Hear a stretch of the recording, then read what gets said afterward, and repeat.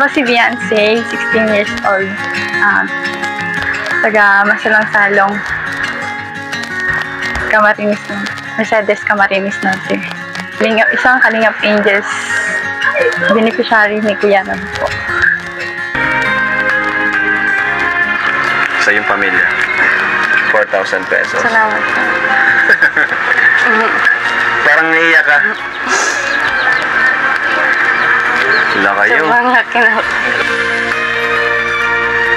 Maraming salamat po. Matagal-tagal na po yun ang hagit nila. Hindi pa po mag-isa lang na nag-ano. Ito pong kantang ito ay inaalay ko po sa mga viewers po. Sana po magustuhan po ninyo ang kakantahin ko ngayon. Bakit umalis nang walang sabi? Bakit di siya lumaban kahit konti? Bakit di maitama ang tadhana? At nakita kita sa tagpuan ni Bathana. May kinang sa mata na di maintindihan. Tumingin kung saan sinubukan kong lumisan at tumigil ang mundo. Nung ako'y ituro mo, siya ang panalangin ko.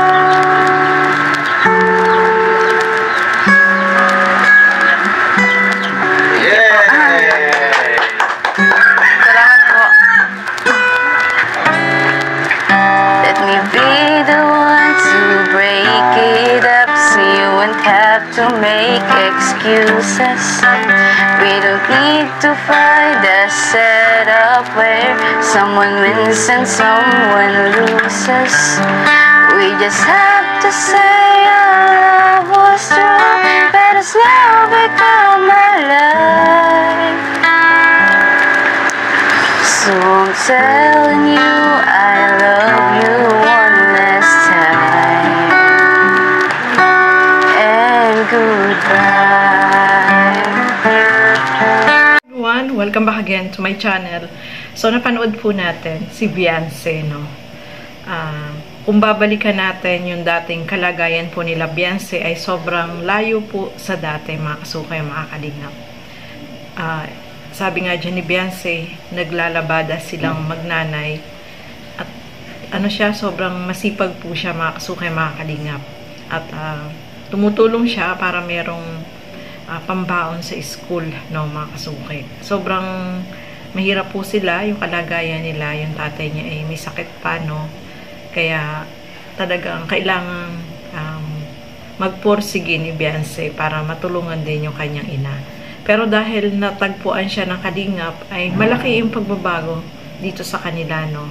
Sobrang mapalad itong si Beyonce, mga kasukay, mga kalingap, dahil sa tulong ng kalingap ay nabago po yung kanilang kalagayan. Siyempre sa mga sponsor na tumutulong dito sa kanila. So nakita po natin noon si Beyonce, no. At eto, ituloy pa po natin. Gusto ko pong magpasalamat sa mga sumusuporta po sa Team Kalingap, sa mga Kalingap Angels po, sa mga nagbibigay po sa amin ng tulong ng mga Kalingap Angels, sa mga sponsors ko po, sa mga viewers, sa mga taong nagmamahal at sumusuporta po sa amin po ng mga Kalingap Angels, mga Team Kalingap po. Gusto ko po, na sana po mag-ingat po kayong lahat palagi. Ngayon po meron po kaming picnic po. Nila Kuya Bal po, mga Kalingap Angels, magbabanding po. Kasi bakasyon po ngayon. Sa mga keyboards po ni Kuya Rabas, mga Kalingap Angels po. Dito po kami para mag-banding, mag-enjoy. Ngayong bakasyon po kasi po, masyado din po kami dati busy sa pag-aaral. Kaya siguro binigyan po kami ni Kuya Rob ng pagkataon para po mag-banding po ng mga Kalingap Angels. Para magsama-sama po kami ulit. Kami pong lahat. Saka miss na po namin ang isa't isa po ng mga Kalingap Angels.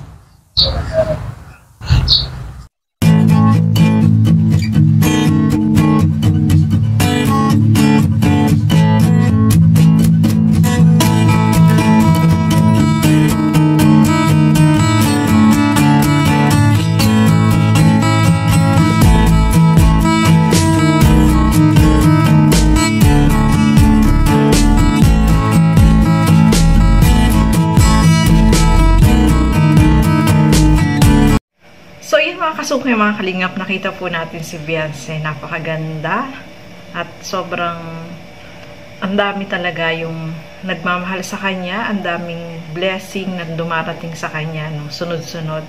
At lubos-lubos po yung kanyang pasasalamat dahil syempre sa Kalingap at sa mga sponsor na tumutulong sa kanya ay nabago yung kanilang kalagayan. Nakita nyo naman po, napakaganda niya, napaka-sexy, no? Bagay na bagay sa kanya yung suot niya. Naku, lalong may in love yung kanyang ano niyan. Asawa. Ang tawag nila. Yung kanyang si Kalingap Edo, diba? Lalong mai in love sa kanya. Napakaganda ni Beyonce, no? Mga kasukay, mga Kalingap. At sobrang marami yung humahanga dito sa kanya dahil sa kabaitan at pagiging honest niya, no? Yun ngang sa kanilang parang anong tawag doon, yung nagkaroon sila ng heart to heart ay yun nasabi niya yung kanyang nagawa na guilty siya pero sinabi niya rin sa magulang niya, no? Mga kasukay, mga Kalingap. Yun ang maganda, no? Kung may nagawang pagkakamali ay hindi niya nililihim, sinasabi niya kasi syempre nag-guilty siya at ang maganda naman doon is naging honest po siya, no, mga kasukay, mga Kalingap. So ayan, napakaganda ni Beyonce, no? Aabangan po natin yung magiging bahay ni Beyonce, no? Marami yung tumulong dito kay Beyonce, marami yung humanga at marami nagmamahal. Maraming mga big time sponsor itong si Beyonce at talagang yung blessing ay sunod-sunod na dumadaloy dito kay Beyonce, no? Hopefully hindi siya magbago at stay humble lang, no? At alam naman natin na itong si Beyonce ay talagang mabait at mapagmahal sa kanyang pamilya. So ayan mga kasukay, mga Kalingap, marami tayong aabangan dito kay Beyonce, no? Support natin lahat ng mga vlogs ni Kalingap Rob sa lahat ng mga K-Angel. Supportahan po natin. At so hanggang dito na lamang po muna. Maraming salamat po sa inyong panonood at lagi nating supportahan Bal Santos Matubang, Kalingap Rob, Ate Edna Vlogs at ang inyong lingkod, Gandang Emmy. Sa mga hindi pa po nakapag-subscribe, please subscribe and please hit the notification bell para lagi po kayong updated sa aking mga ina-upload na mga reaction video. So hanggang dito na lamang po muna.